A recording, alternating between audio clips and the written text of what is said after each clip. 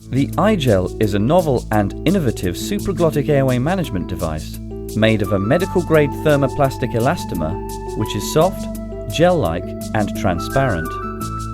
It took over 5 years of development to perfect a non-inflatable anatomical seal of the pharyngeal, laryngeal and perilaryngeal structures that would reduce compression trauma. A supraglottic airway without an inflatable cuff has several potential advantages, including easier insertion, minimal risk of tissue compression, and stability after insertion. iGel is a latex-free single patient use device that has a gastric channel to reduce the risk of aspiration.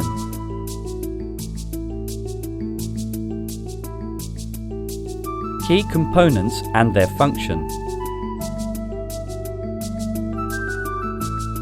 The soft, non-inflatable gel-like cuff matches the shape and softness of the laryngeal and perilaryngeal framework. It helps to provide easy and rapid insertion and reduces the potential for post-operative trauma. An integral gastric channel is provided to reduce the risk of aspiration and allow for passing of a nasogastric tube. The buccal cavity stabilizer eliminates the potential for rotation and aids insertion. An epiglottic rest helps to prevent the epiglottis from downfolding or obstructing the distal opening of the airway. The 15mm connector extends inside the airway tube far enough to provide an integral bite block. Pre-insertion preparation. iGel is supplied in a sterile pouch enclosed in either a protective cradle or a cage pack. This innovative packaging is color-coded for size and designed to ensure the device is maintained in the correct flexion prior to use. It also acts as a base for lubrication. Select the appropriate size iGel according to patient weight. When selecting size, it should be remembered that the iGel cuff does look smaller than the corresponding size of many traditional supraglottic airways with an inflatable cuff. Ensuring that you conform to local policy for hygiene, open the iGel package and take out the protective cradle or cage pack containing the device. In the final minute of pre-oxygenation, remove the iGel and place a small bolus of a water-based lubricant, such as KY jelly, onto the middle of the smooth surface of the cradle or cage pack in preparation for lubrication. Do not use silicone-based lubricants. Grasp the iGel with the opposite free hand along the integral bite block and lubricate the back, sides and front of the cuff with a thin layer of lubricant. This process may be repeated if lubrication is not adequate.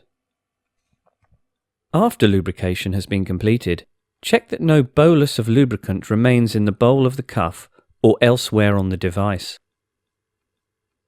Avoid touching the cuff of the device with your hands.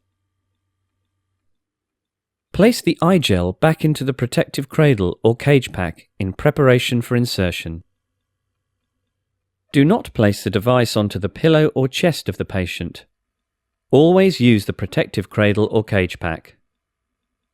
Do not use unsterile gauze to help in lubricating the device. Do not apply lubricant too long before insertion. And always ensure dentures or plates are removed from the mouth before attempting insertion. The iGel must always be separated from the protective cradle or cage pack prior to use. These are not introducers and must never be inserted into the patient's mouth. Insertion technique. A proficient user can achieve insertion in less than 5 seconds. Remove the iGel from the protective cradle or cage pack. Grasp the lubricated iGel firmly along the integral bite block.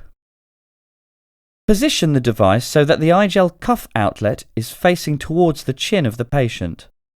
The patient should be in the sniffing the morning air position, with head extended and neck flexed.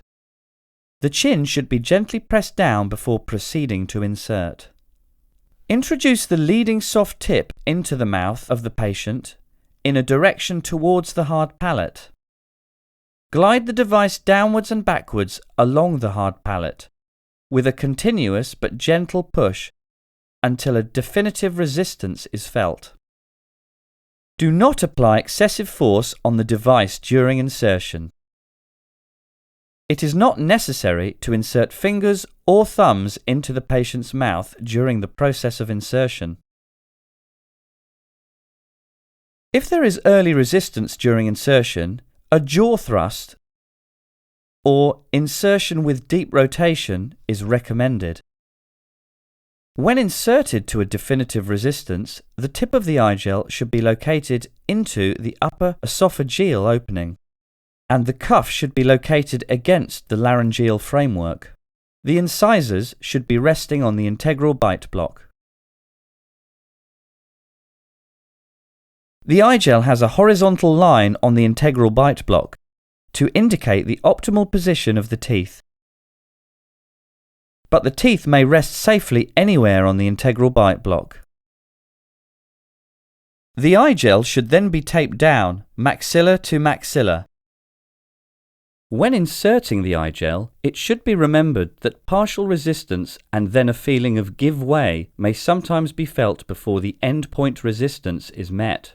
This is due to the passage of the bowl of the eye gel through the facial pillars. This is quite normal and consistent with correct insertion, but in such cases, insertion needs to continue until definitive resistance is felt. Let's look at some eye gel insertions in real patients. Note the sniffing the morning air position and the gentle press down on the chin. See how there is no need for fingers to be inserted in the mouth. There is never a need to apply excessive force or to repeatedly push down on the device once definitive resistance has been felt. How to use the gastric channel. If required, a nasogastric tube can be inserted down the gastric channel of the eye gel. For a quick and efficient insertion, it is important that the nasogastric tube and the gastric channel of the eye gel have been adequately lubricated before insertion is attempted. The ideal way to achieve this is to place a small bolus of lubricant over the proximal end of the gastric channel. The nasogastric tube should then be inserted a short way down the channel and moved in and out to prime it before completing insertion. The maximum size of nasogastric tube that can be inserted down the eye gel is size 10 French gauge for a size 1.5, 12 French gauge for a size 2, 2.5, 3 and 4, and a size 14 French gauge for a size 5 eye gel. In summary, eye gel is a simple and effective alternative to traditional supraglottic airway devices. Eye gel has been designed to eliminate the need for an inflatable cuff and create a superior anatomical seal mirrored to the pharyngo-laryngeal structures. It includes a gastric channel to reduce the risk of aspiration and is very easy and rapid to insert. Eye gel offers natural airway management.